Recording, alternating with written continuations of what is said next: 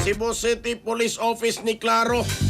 nga dili sa Cebu City nahitabo ang viral nga tulis sa barangay Nazaret. Asa man din dapita nahitabo. Detalye sa report sa Ronato kini pinagi sa pagpamati ni katropang Eric Manono Tamaro. Live report.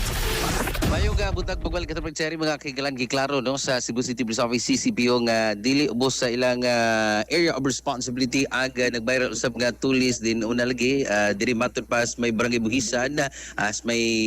matud pa Nazaret area katapag Jerry 17th Street no din ang Cebu City Police Office ubos sa pagpangulo ni Police Colonel George Ilana nagkadayon nga sayop ang nikatap nga mga kinipog diha sa social media kini mga post katapag Jerry kabayan sa pagpanulis sa 17th Street Barangay Nazaret ug Tomas Saco First Street nga giingong Saco sa Barangay Buhisan syudad sa Sugbo humasab sa dinalian na pag-verified sa CCPO yung investigasyon na suta na way sa mga address diri sa Dakpain Sugbo kay ang sitio Nazaret diri sa syudad Sugbo ubos man gyud sa Barangay Buhisan dili Barangay Nazaret katupag seri og ingon man gikumpirma sa official nga ag barangay dili familiar pod sa mga dapit kaya Barangay Buhisan diri sa Syudad Sugbo bukid katupag seri apan kung makita sa viral nga video kani kanang naani sa low land or kining nasa daw sa sentro katupag seri patag og sikit-sikit usab ang mga panimalaya ag sa dugang sa mga pag-validate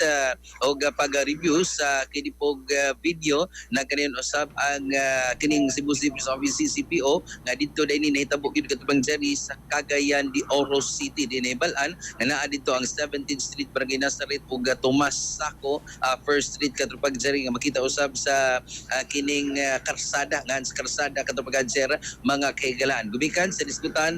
giklaro usab sa Cebu City Police Office ang gingong insidente sa pagpanulis nahitabo or wala nahitabo sa Barangay Buhisan o dili tukma ag kinipog baga nigawas sa social media. Yawag sa CCP ang publiko nga magbinantayon og responsable sa pagpaambit og impormasyon pagpost sa social media katong pag-Jerry. Giyawag usab ag publiko sa pag-verified una sa taho gikan gyud sa lehitimo o kasaligan usab nga tibudan aron sab nga makatabang di mukatap ang kinipong safe nga impormasyon o fake news.